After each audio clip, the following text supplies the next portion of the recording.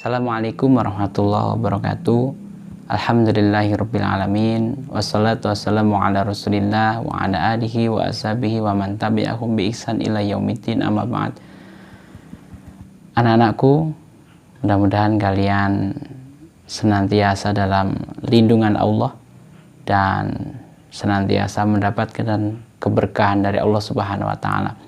Baiklah anak-anakku, di kesempatan kali ini kita akan membahas satu tema pembelajaran al-Islam, yaitu tentang ulul azmi.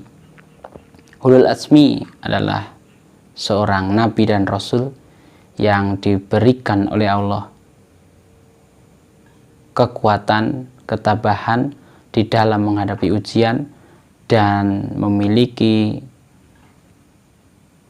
sifat atau teguh hati di dalam menyebarkan, berdakwah tentang Islam. Dan tidak semua nabi dan rasul yang disebutkan di dalam Al-Quran, ada 25 nabi dan rasul itu mendapatkan gelar ulul azmi, karena ulul azmi diberikan kepada nabi dan rasul yang memiliki keteguhan, memiliki kesabaran, suka atau mudah memaafkan, dan seterusnya, kelebihan-kelebihan karakternya, sifatnya. Nah, ada 5 nabi yang mendapatkan gelar ulul azmi, atau mudahnya kita menyingkatnya dengan NIMIM: Nuh, Ibrahim, Musa, Isa, Muhammad. Kita bahas yang pertama, yaitu Nabi Nuh.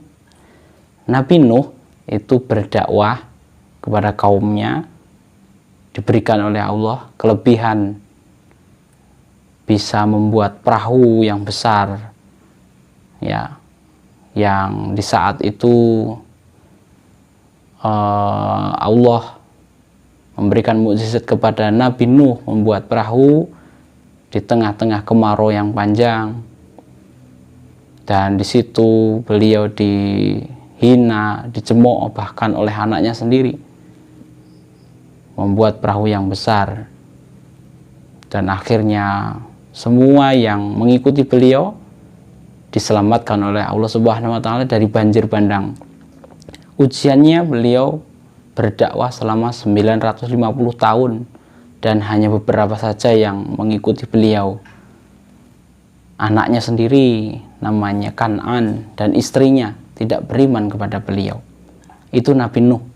Kemudian setelah Nuh adalah Nabi Ibrahim. Nabi Ibrahim itu diberi mukjizat, kalian sudah tahu semua ya, tidak mempan dibakar, ya, ketika dimasukkan ke dalam api yang berkobar-kobar panasnya, tetapi justru Nabi Ibrahim itu merasa kedinginan. Kemudian beliau diberi mukjizat bisa memanggil burung yang dipotong-potong, jadi burung dipotong di tempat yang lain, kemudian Nabi Ibrahim memanggil burung itu dan hidup kembali. Setelah Nabi Ibrahim, yaitu berikutnya adalah Nabi Musa.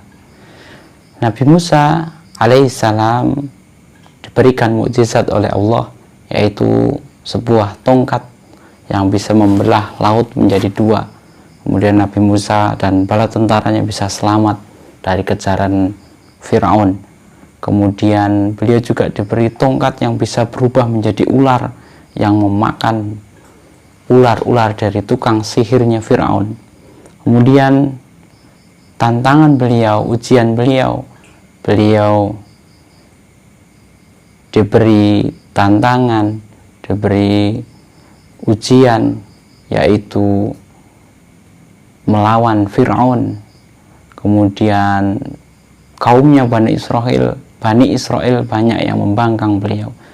Kemudian berikutnya Nabi Isa alaihissalam, yaitu beliau diberi mukjizat bisa membuat burung dari tanah liat, kemudian bisa menghidupkan orang yang mati, kemudian bisa menyembuhkan orang yang sakit lepra, buta matanya, dan seterusnya. Kemudian tantangan beliau, ujian beliau, beliau dalam keadaan hidup miskin, dikejar-kejar oleh orang-orang Yahudi waktu itu, dan kemudian beliau dikhianati oleh muridnya sendiri, yaitu Yudas Iskariot. Kemudian Nabi Muhammad SAW, kita tahu semuanya, mukjizat beliau adalah Al-Quranul Karim yang sampai sekarang masih terjaga, dan Allah sengaja menjaganya dengan salah satunya banyak penghafal-penghafal Quran, ya. Kemudian mukjizat yang lain yang diberikan oleh Allah kepada Nabi Muhammad SAW, yaitu beliau bisa mengeluarkan air dari sela-sela jarinya, kemudian bisa memperbanyak makanan, bisa membelah bulan yang akhirnya banyak orang yang masuk Islam karena ternyata benar bahwa ada bekas bahwa bulan itu terbelah.